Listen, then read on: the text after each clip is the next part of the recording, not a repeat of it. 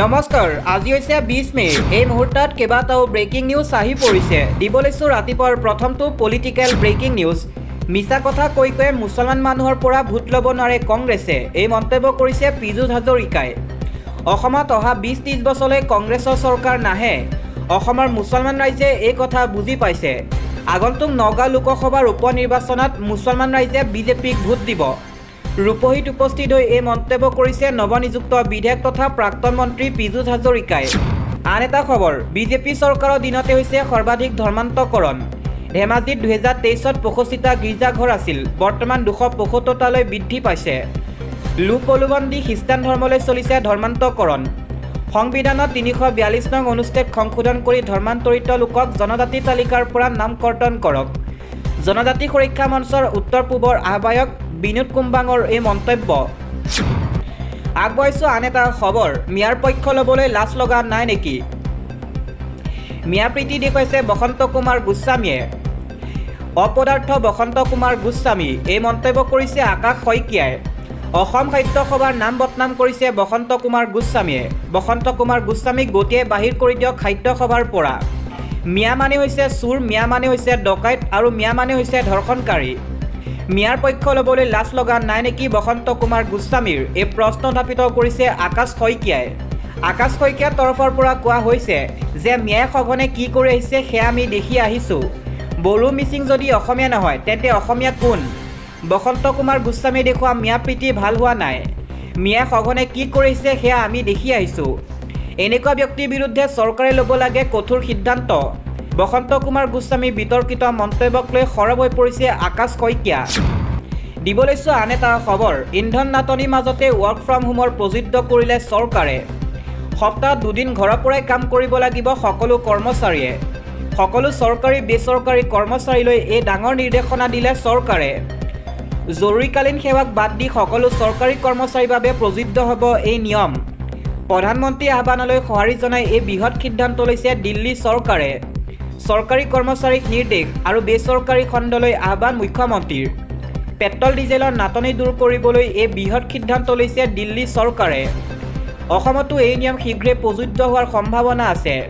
ইয়াৰ পাছৰ খবৰ, 20 মে অৰ্থাৎ আজি দেশজুৰি বন্ধ হৈ পৰিব সকলো ফাৰ্মাচী। জৰুৰী যাৱতীয় ঔষধ ক্ৰয় কৰিবলৈ আছে যদি শীঘ্ৰে কৰি লওক। অসমৰ লগতে সমগ্ৰ দেশতে বন্ধ হৈ পৰিব ফাৰ্মাচীসমূহ। অনলাইন ঔষধ বিক্ৰী বন্ধৰ দাবীত এই বন্ধ ঘোষণা কৰা হৈছে। Chemist and druggist association of অসমৰ এই বন্ধ ঘোষণা। দিব লৈছোঁ আন এটা খবৰ, পথৰ দুই কাষে থকা দোকানৰ বিৰুদ্ধে অভিযান। এইবাৰ পথৰ দোকানত চলিল প্ৰশাসনৰ বুলডোজাৰ। পথৰ দোকানৰ বিৰুদ্ধে প্ৰশাসনে চলালে বুলডোজাৰ। অবৈধভাৱে দখল কৰি থকা দোকান পোহাৰত চলিল বুলডোজাৰ। পথৰ কাষৰ দোকানৰ বাবে সংঘটিত হয় দুৰ্ঘটনা। পথৰ দোকানে ৰাজপথত সৃষ্টি কৰে তীব্ৰ যান-জঁট। দলগাঁৱৰ বালুগাঁৱত প্ৰশাসনৰ তীব্ৰ উচ্ছেদ অভিযান। ৰাজচক্ৰ বিষয়া মানসজ্যোতি বৰাৰ নেতৃত্বত চলোৱা হয় উচ্ছেদ অভিযান। পথৰ দুই কাষে উচ্ছেদ কৰা হ'ল সকলো অবৈধ নিৰ্মাণ। আন এটা খবৰ, হঠাৎ হৈ পৰিল নিৰ্মীয়মান উৰণ সেতুৰ বৃহৎ অংশ। নিৰ্মাণ কাৰ্য চলি থাকোঁতেই হৈ পৰিল উৰণ সেতুৰ বীম। সুৰক্ষা অবিহনে উৰণ সেতু নিৰ্মাণত নিয়োজিত কৰা হৈছিল শ্ৰমিকক। ভয়ংকৰ দুৰ্ঘটনাৰ পৰা ৰক্ষা পৰিল বজাৰত থকা শ শ লোক। এই ভয়ংকৰ দুৰ্ঘটনাত আঘাতপ্ৰাপ্ত হৈছে উৰণ সেতুৰ শ্ৰমিক।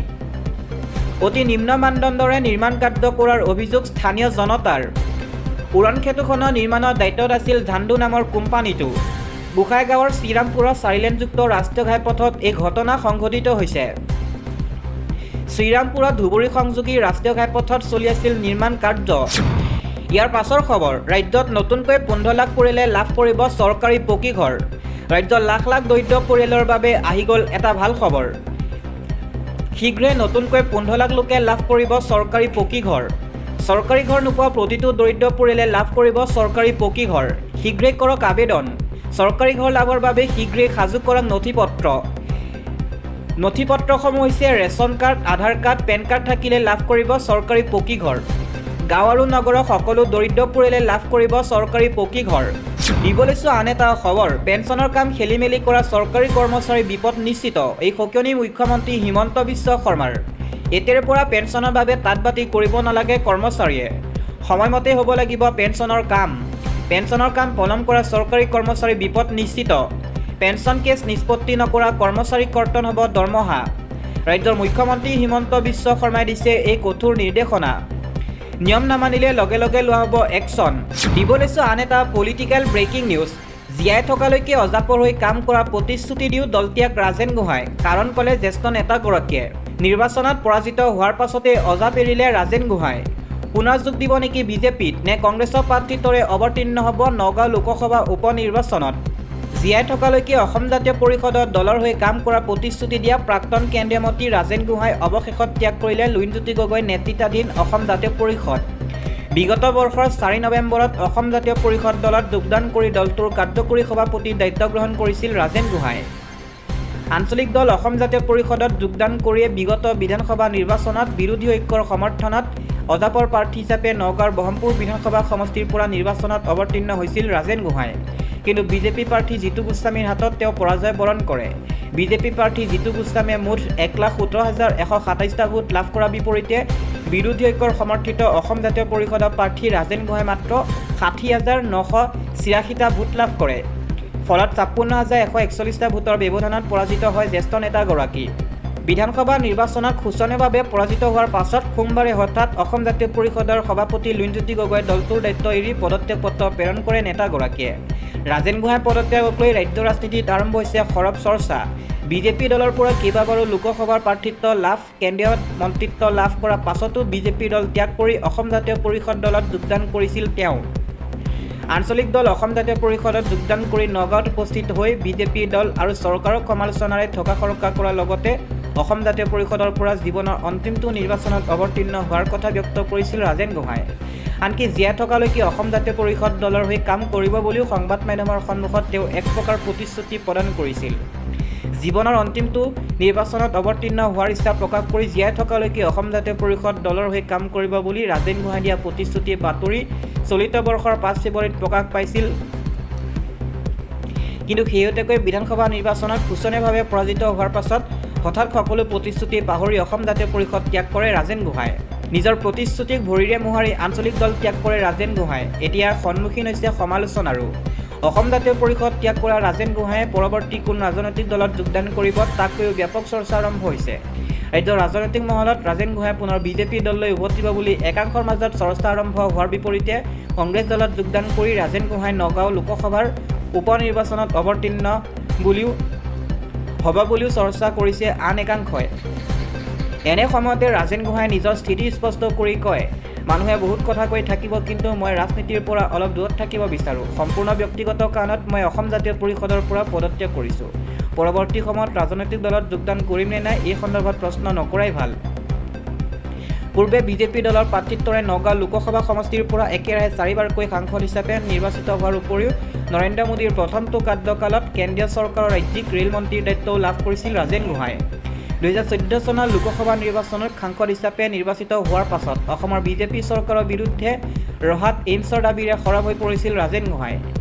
পৰৱৰ্তী সময়ত নৰেন্দ্ৰ মোদীৰ মন্ত্ৰীসভাৰ ৰাজ্যিক ৰেল মন্ত্ৰীৰ দায়িত্ব লাভ কৰিছিল ৰাজেন গোহাঁই। কিন্তু 2019 চনৰ লোকসভা নিৰ্বাচনৰ পূৰ্বে এক বিশেষ বিতৰ্কত খাঙুৰ খাই পৰাৰ পাছত লোকসভা নিৰ্বাচনত বিজেপি প্ৰাৰ্থিত্বৰ পৰা বঞ্চিত হৈছিল ৰাজেন গোহাঁই। তাৰ পৰৱৰ্তী সময়ত পুনৰ মুখ্যমন্ত্ৰী ডক্টৰ হিমন্ত বিশ্ব শৰ্মাৰ প্ৰশংসা কৰি খাদ্য আৰু অসামৰিক যোগান বিভাগৰ অধ্যক্ষ দায়িত্ব লাভ কৰিছিল ৰাজেন গোহাঁইয়ে। পৰৱৰ্তী সময়ত পুনৰ মুখ্যমন্ত্ৰী ডক্টৰ হিমন্ত বিশ্ব শৰ্মাক সমালোচনা কৰি অধ্যক্ষ পদৰ পৰা পদত্যাগ কৰাৰ লগতে বিজেপি ত্যাগ অসম জাতীয় পৰিষদত যোগদান কৰিছিল নেতাগৰাকীয়ে। সম্পূৰ্ণ ব্যক্তিগত কাৰণত অসম জাতীয় পৰিষদ ত্যাগ কৰা বুলি স্পষ্ট মন্তব্য কৰা ৰাজেন গোহাঁই পৰৱৰ্তী সময়ত সঁচাকৈয়ে ৰাজনীতিৰ পৰা দূৰত থাকে নে পূৰ্বৰ দৰে নিজৰ বক্তব্যক মিছা প্ৰতিপন্ন কৰি ৰাজনৈতিক দলত যোগদান কৰে সেয়া সময়তেহে লক্ষণীয় হ'ব। দিবলৈ চোৱা আন এটা খবৰ, SBI 555 দিনৰ FDত 2 লাখ টকা জমা কৰিলে কিমান টকা ৰিটাৰ্ণ পাব, ইণ্টাৰেষ্ট কিমান হিচাপে ধন লাভ কৰিব জানো আহক।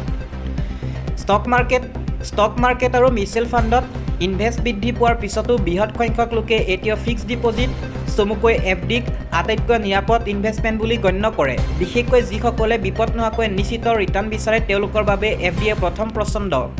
দেশৰ সৰ্ববৃহৎ ৰাজহুৱা খণ্ডৰ বেংক ষ্টেট বেংক অফ ইণ্ডিয়াই গ্ৰাহকক বিভিন্ন কাৰ্যকলাৰ FDত 3.05%ৰ পৰা 7.15%লৈকে সুদৰ হাৰ প্ৰদান কৰে। যদি আপুনি SBIত 555 দিনৰ FD আঁচনিত 2 লাখ টকা জমা কৰে তেন্তে মেচিউৰিটিৰ লগতে কিমান টকা পাব আৰু মুঠ ধনৰ ভিতৰত কিমান সুদ অন্তৰ্ভুক্ত হ'ব। ষ্টেট বেংক অফ ইণ্ডিয়া নিজৰ গ্ৰাহকসকলক ফিক্সড ডিপজিট বিনিয়োগৰ বাবে কেইবাটাও বিকল্প আগবঢ়ায়। গ্ৰাহকে মাত্ৰ 7 দিনৰ পৰা সৰ্বাধিক 10 বছৰলৈকে এই বেংকত ফিক্সড ডিপজিট খুলিব পাৰিব। বেংকৰ 555 দিনীয়া ফিক্সড ডিপজিট 60 বছৰ তলৰ গ্ৰাহকৰ বাবে 6.25% সুদ দিয়া হৈছে। 60 বছৰ আৰু তাৰ ওপৰৰ জ্যেষ্ঠ নাগৰিকে লাভ কৰে 6.72% সুদ। তদুপৰি 80 বছৰৰ ওপৰৰ অতি জ্যেষ্ঠ নাগৰিকে 555 দিনৰ ফিক্সড ডিপজিটৰ 6.85% সুদ লাভ কৰে। যদিহে ভাৰতীয় ষ্টেট বেংকত 555 দিনৰ FD আঁচনিত 2 লাখ টকা জমা হয় তেন্তে মেচিউৰিটিৰ সময়ত 19,156 টকাৰ নিৰ্দিষ্ট সুদসহ সাধাৰণ নাগৰিকে মুঠ 2,19,156 টকা লাভ কৰিব। এনেদৰে ভাৰতীয় ষ্টেট বেংকত যদি 555 দিনৰ FD আঁচনিত 2 লাখ টকা জমা হয় তেনে মেচিউৰিটিৰ সময়ত 20,726 টকাৰ নিৰ্দিষ্ট সুদসহ জ্যেষ্ঠ নাগৰিকে মুঠ 2,20,726 টকা লাভ কৰিব। আনহাতে অতি জ্যেষ্ঠ নাগৰিকে ভাৰতীয় ষ্টেট বেংক অফ ইণ্ডিয়াত 555 দিনৰ FD আঁচনিত 2 লাখ টকা জমা কৰিলে 21,041 টকাৰ নিৰ্দিষ্ট সুদসহ মুঠ 2,21,041 টকা লাভ কৰিব।